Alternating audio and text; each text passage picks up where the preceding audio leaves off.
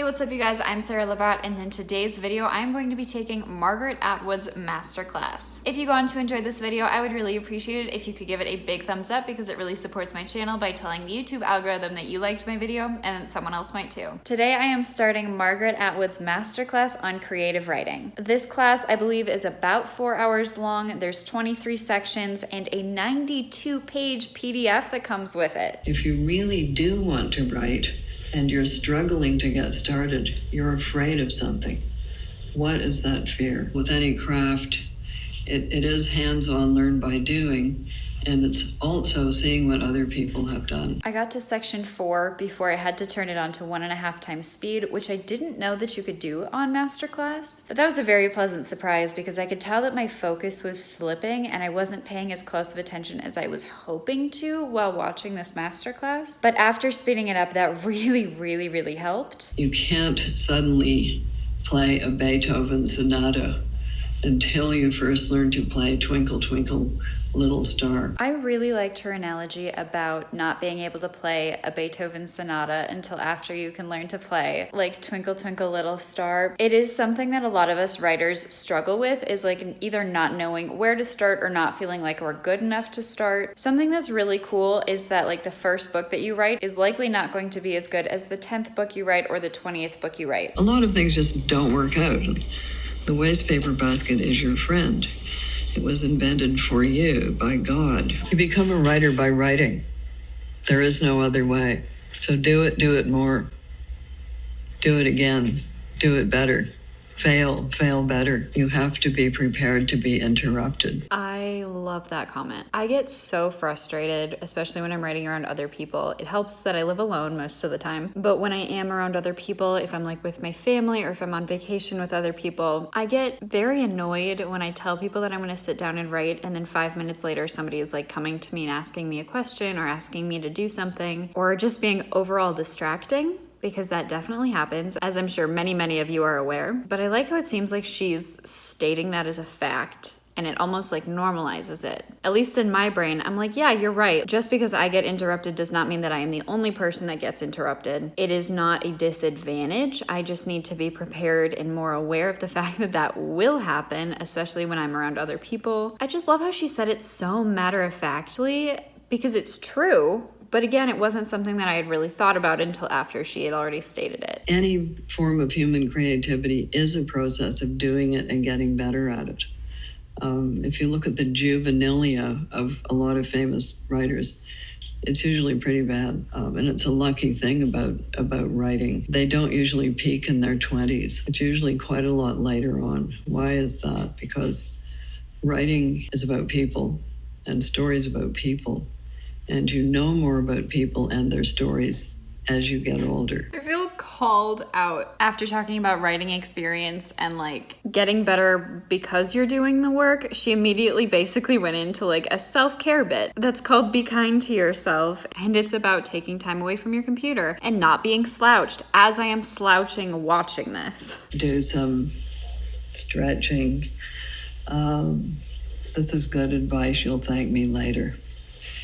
This is good advice, you'll thank me later. Okay, fine. I'm gonna stand up and get back to unpacking while I continue to play this in the background. I am now starting lesson 12, meaning that I am about halfway done with this masterclass so far. And the impression that I'm getting so far is that this is very much a boiled down creative writing class. I know that she is teaching creative writing and that's the whole point. I got my bachelor's degree in creative writing, and so this is very much just a reminder of everything that was taught in all of those creative writing classes that I had to take in college. However, I like the short, punchy style of this. Part of the punchiness might also be because I'm now watching it at 1.5 speed, and so far it has very much been an absolute crash course. That being said, a lot has been covered so far, including how to structure a novel, who's telling the story, and which POV you should go with, bringing characters to life and making them compelling, how to write through roadblocks, which I'm assuming is also including writer's block, dialogue, and sensory imagery. So very much a crash course. She's going over this very quickly. I am interested in going to the PDF in a little bit to see if that covers some of these topics a little bit more in depth, like N.K. Jemison's masterclass did, and in that masterclass there were also more exercises included in the PDF, so I might have a lot of homework to do after I open up that PDF. But so far, I think if you have never taken a creative writing class before and you want to, this will give you a very good idea of what a creative writing class is like. It's very useful to read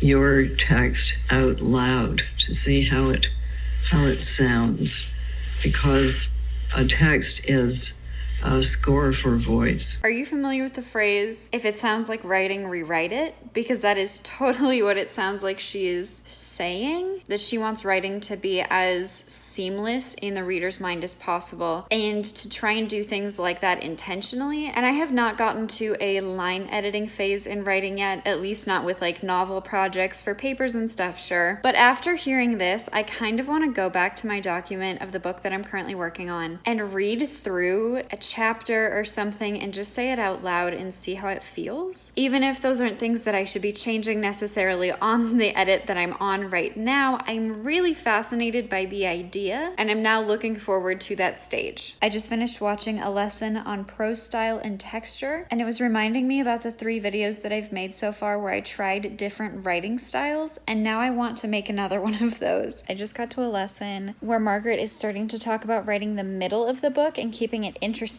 So I think I need this. It is now the next day and I just started watching this masterclass again, and I am now on lesson 16, which is all about revision. And so this is perfect for me because I am currently working on draft 4 of my high fantasy project. So revision is crucial right now. I'm very interested to see what she's gonna have to say about this. Completion fear is I'm afraid to finish it because what if it's not any good?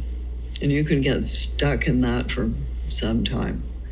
And to you, I would just say, barrel on through, get it done. Revision means revision. You're seeing it anew, and quite frequently when you're doing that, you see possibilities that you didn't see before. She is now on to talking about beta readers and how you should only go to beta readers or other readers that are not yourself to look over your work, and how you should not go after beta readers and try to give your work to other people until you have done everything that you can to the story yourself. And that's interesting. When I did beta reader feedback, it was because I was stuck and I needed other people's opinions because I couldn't see the issues with it, or I couldn't vocalize the issues with it, even though I knew that there were issues in it. So I get her point, but I also think that the way that I did it was fine too, and I think this is a very subjective topic. What your job is to make your book, whatever it may be, as plausible, as believable as possible. If you can make us believe in Rosemary's Baby,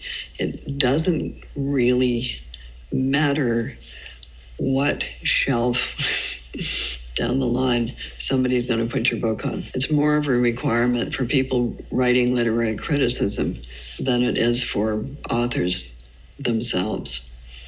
Your job as an author is to make your book real. Your job remains to make your book as good a book of its kind as it can be. So some editor then may come across it and say, this has really great commercial possibilities. We're going to put a lot behind this. Major marketing campaign. That's not your decision. You have made your book the best of its kind that it can be. And how it is marketed, although you may scream and yell and protest and say they haven't done enough or they've done the wrong thing or all the rest of it, those are not your decisions. I am now 3 lessons and a minute-long wrap-up video from the end, but I think I'm going to save that for tomorrow. So far, still really enjoying this masterclass. I stick by with what I said earlier. It's very punchy, it's very quick, it covers a lot of information very broadly. So I think it's very much like an introduction to creative writing class, but if you have taken a lot of creative writing classes before, or just even looking for a refresher, I am really enjoying it so far, but the 1.5 speed has definitely been helping. However, that felt a lot faster today than it did yesterday. That brings me to today. I currently have 3 more lessons in the closing thoughts video, and then I am done with Margaret Atwood's masterclass, and so let's get this finished up. The writing life is like deciding you're going to be a lawyer or a dentist. It's not that kind of decision. You're already on that path before you know it, and you discover it. If you have to stand back and say, should I be a writer or should I not be a writer? If you're doing that, then the answer is probably I should not be. I love this. I have been writing since I was 6. I have always known intrinsically that I was going to be a writer. It was a non-negotiable. It was something that I never even questioned because it just seemed so simple. However, something that I do want to add is that anybody can become a writer at any point in their lives, and you might just come to this realization later in your life than some people do. I would say that me finding writing so early was extremely, extremely lucky. When I was starting to write, none of us thought we were going to have careers. We thought we were going to have vocations, which is quite a different thing. So our idea of being a writer was not, a 6-figure contract.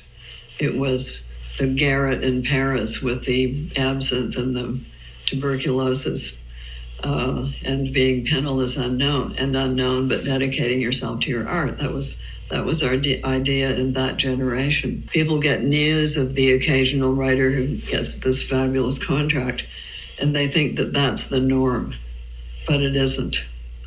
The norm is that most writers don't make a living out of their writing. Don't forget that many well-known writers had other jobs, and I just always assumed I would have another job. I didn't think I was going to have a career as a writer. That did happen, but it wasn't anything I ever thought. And there weren't any manuals of instruction about how to manage your career challenges.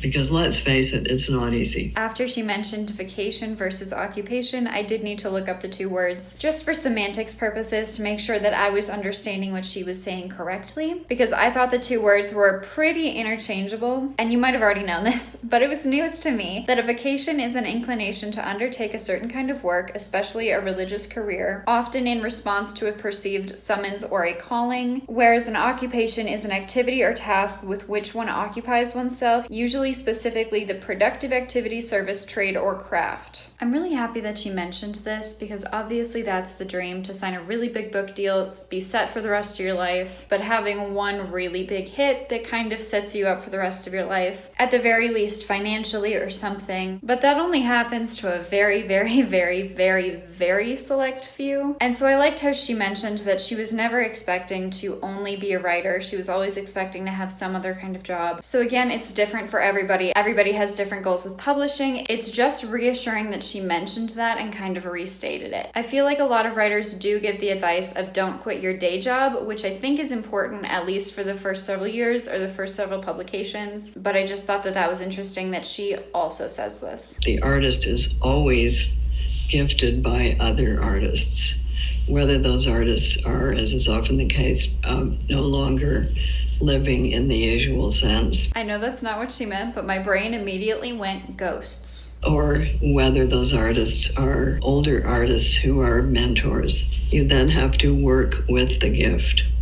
If you choose to do so, you have to do the labor of the gift. You have to do the practicing. You have to do the slogging work of learning your craft and being able to fully utilize the gift that you have been given. But there's no inevitability in the world of art. It's all pretty risky. You can be very talented, you can be very gifted, you can do all of the work, you can make a wonderful thing, and it disappears into the void. Maybe later, someone will discover it, and this often happens too. For the artist, it has disappeared into a void. But then later somebody finds it, looks at its potential, and receives it as a gift. And after the artist's death, look at the painter Van Gogh, never made a penny, never sold a painting, now universally appreciated. So those things can happen, but nothing is inevitable. So this lesson that I'm on right now is called The Writer's Path. It is the second from the end. And I love how she's talking about you can make a really, really good book and it might not be very well received. You can make a bad book and it might be really well received. What you have to focus on is your effort that you put into it, because that's all that you can control. And that is something that I try to say a lot on this channel, and that's something that I try to remind myself a lot of, is that it's the intentionality and the effort that counts. Whatever comes afterwards is unfortunate. unfortunately out of your control, and it might be great, but it also might suck, which is why you have to love the process. What separates fiction writers from other kinds of storytellers? For one thing, with a written down story, there's always a gap in time between the person writing the story and the person receiving the story. However, if you're writing a bookity book, the time in which you're writing it and the space in which you're writing it are always different from the time and space in which the reader is reading it. As Emily Dickinson put it, this is my letter to the world. It's a letter. You write it, you mail it. Maybe somebody gets it at the other end. And every act of writing assumes a future reader. And I know that that's something that seems to come up every year. Like, there's fewer and fewer people reading, and then there was ebooks are gonna put printed books out of style, and like bookstores and stuff are gonna go out of business. But for the most part, that's not true. There are still readers. We're still here. There is no such thing as readers en masse. It's only ever a single reader.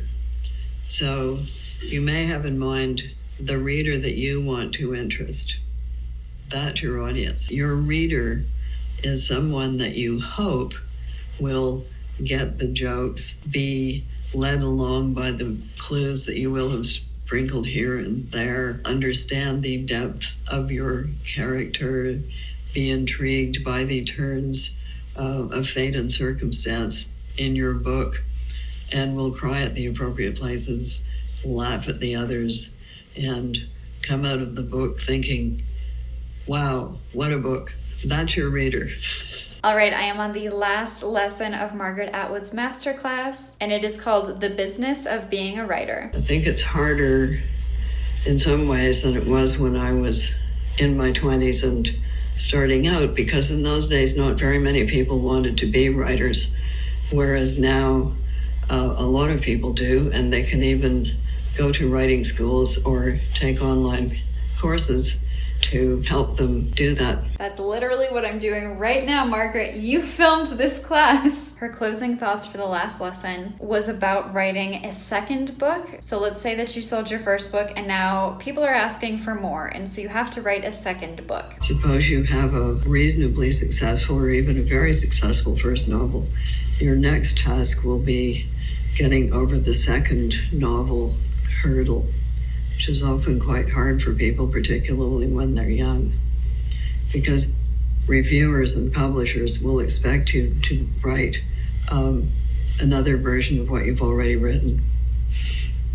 You may not feel inclined to do that. So the message to the first novel successful writer is, now do it again. And once you've done that, do it again. She just said that she did this masterclass because she wanted to produce something that was nicely packaged and easy to pass along, and then she started whispering without having to teach in a university. And I think that's hilarious. Thank you for staying with me for all this time, and good luck with everything that you're doing, and farewell. Okay, and with that, I have now finished Margaret Atwood's Masterclass. I still need to look over the PDF, but until I do that, until I tell you guys my thoughts on the PDF that accompanies the course, I really enjoyed that. I will get more into that after the PDF. I ended up going over the PDF that was attached to Margaret Atwood's Masterclass last night. It was basically a printed out version of what was in the masterclass itself. There was one thing that was different that I really appreciated, but one thing I want to point out is that in N.K. Jemison's masterclass, there were actually additional things in the PDF that were not in the masterclass itself, so I was kind of expecting that in 92 pages worth of a PDF, there would be something. Granted, I might have missed something because I did skim as soon as I was realizing how repetitive it was of the course itself, but the one thing that I actually really did appreciate from this PDF is that at the end of each chapter section, in each chapter is based off of each of the lessons. So there were like 23 sections or something like that. It included an assignment or a couple of assignments. The word assignment makes it seem so much like a class, which again, technically it is. I would have preferred the word like exercise or something because assignment almost makes it sound like it's mandatory. But the majority of these assignments were not mentioned in the masterclass videos themselves. And I found that very interesting because that's obviously the most applicable part of all of this is like an exercise and tip on like how you can practice whatever Margaret was talking about. And a lot of them are very classic like creative writing exercises. And so if you have never taken a creative writing class, a lot of these would be very fun to go through. And I actually did find one that I myself want to go through, even after, you know, majoring in creative writing itself. But overall, I really enjoyed Margaret Atwood's masterclass. Like I said, it was very much a crash course in creative writing, and every topic was mentioned very briefly. So it doesn't really like deeply dive into anything. It was very much trying to cover as much as possible within the limited amount of time that she had. But that being considered, I thought it was very good, and it was a very good reminder for even some of the things that I already knew. And Margaret also spun some things in a different way so that I could see them in a new light. And I'm very happy that I took this masterclass. If you choose to take this class, or if you have taken this class, I would love to hear in the comments down below. If you enjoyed this video, I would really appreciate it if you would give it a big thumbs up, because it really supports my channel by telling the YouTube algorithm that you liked my video and that someone else might too. If this is your first time here on this channel and you enjoyed this video and want to see more like it from me, make sure you scroll down below, hit that big red subscribe button and that little notification bell next to it so you get notified every time I upload a brand new video. I'm Sarah Labrat. I currently post 2 videos a week, and I will see you guys in the next one. Bye.